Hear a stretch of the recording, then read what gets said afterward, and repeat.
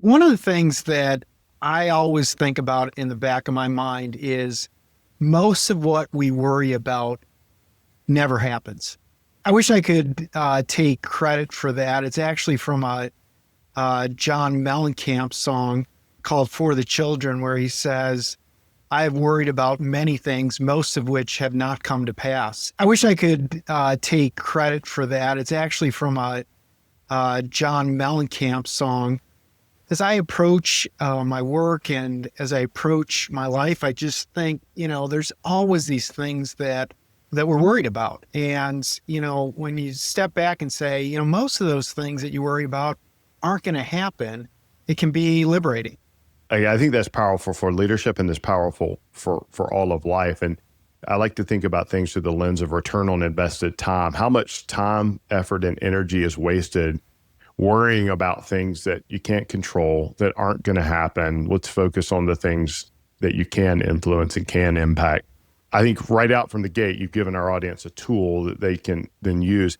How did you land on that? Was that some epiphany? Was it listening to Mellencamp in the back of a car? Like, how did you get to this place where that became I kind think, of a driving principle? I think the lyric really struck me. And, I think about all the things that we carry in our heads that, cause us angst and worry. And I'll tell you a funny story. So when I was a kid, I got an older brother who's 6 years older than me. And I was probably about 5 and he would have been 11. And he bought this skateboard from a friend of his, and he spent $10, which, was a lot of money back then. And so he bought this skateboard, and I begged him if I could borrow the skateboard. And I was too little to even ride a skateboard. So I was just kind of like laying on it and paddling around on the sidewalk. And the next day, the skateboard's gone. And so I had left the skateboard out in the front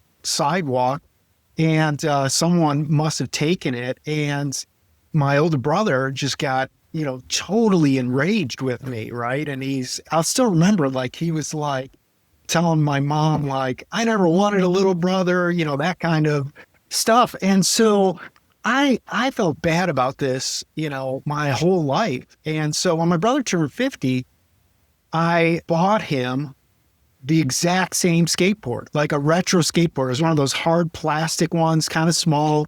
And so I give it to him on his 50th birthday, and he's like, what is this? Like, why are you giving me a skateboard?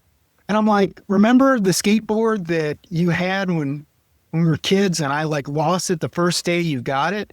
And he's like, no, I don't remember that at all. And my mom was there, and she's like, kind of remember maybe that skateboard. I'm like, I've been holding on to this for like 40 years, right? Of like feeling bad about this, and he didn't even remember. So I think this ability to let things go, to recognize that, like I said earlier, most of the things that we worry about never happen. I think that's powerful. I think it's freeing. And I think that, the less baggage that you can be carrying around, the more time and attention you can give to those people that you lead.